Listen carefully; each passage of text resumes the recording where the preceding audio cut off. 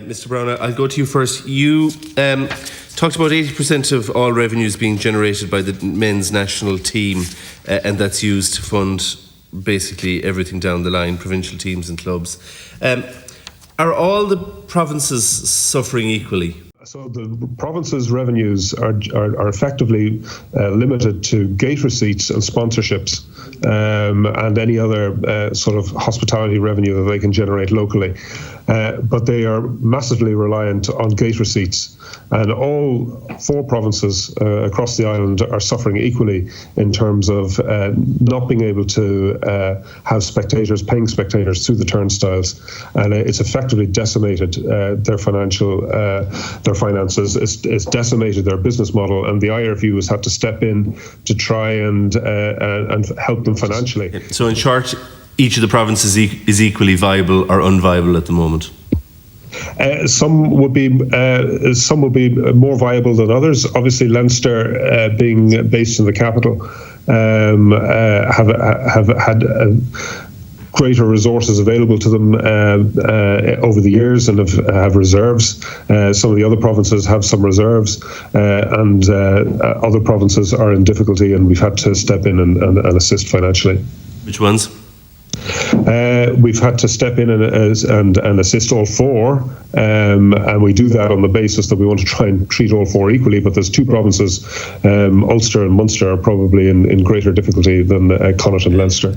I suppose, with no disrespect, where I come from, and we're hugely proud of rugby players that have worn the Munster jersey and worn the Irish jersey, but GAA is part of life. It defines community throughout rural Ireland, and the closed games have been, I think, very. What impact would you say it's had on communities and on the spirit of communities? A lot of our focus this morning has been on the financial picture, and rightly so.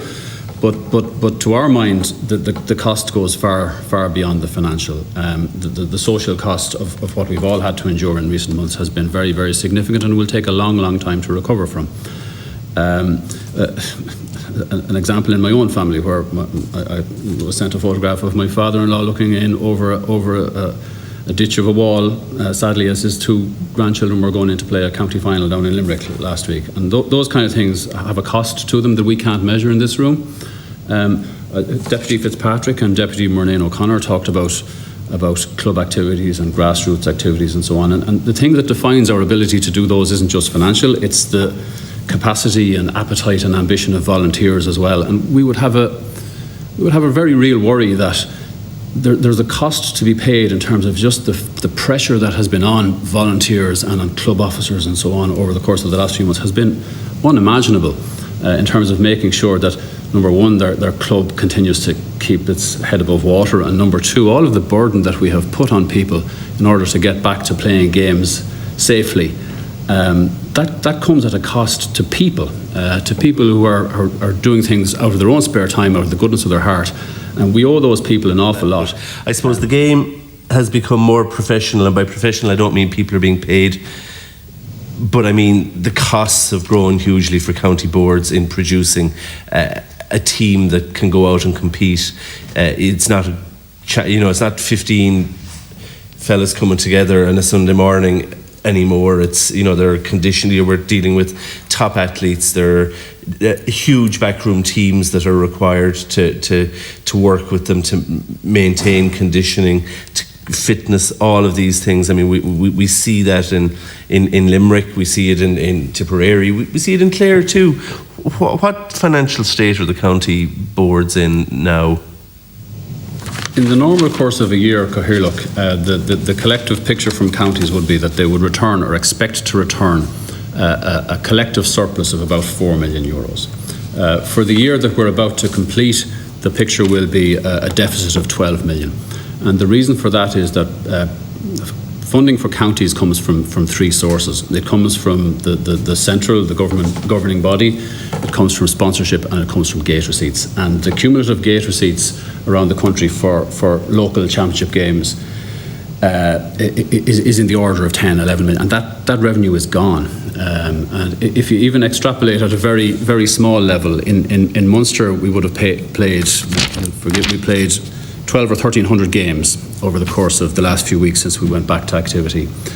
And at an average of 150 people at each of those games, which is very, very modest, and an average admission price of about €8, that's €1.5 million that adds up to, which is, in the broad scheme of the national exchequer and the broad scheme of our national finances in the GAA and so on, you might say that's not hugely significant, but locally that's the lifeblood of those counties and those clubs. So ordinarily it's a precarious enough job to keep a county running and to keep a club running. You're right, Cahirlook.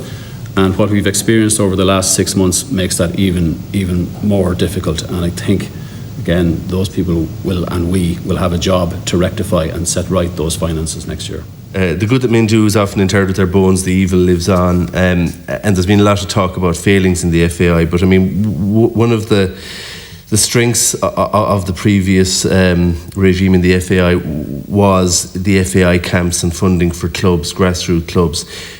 What cost-cutting measures do you expect as a result of the drop in resources, and will that impact on funding to the FAI camps and funding for clubs?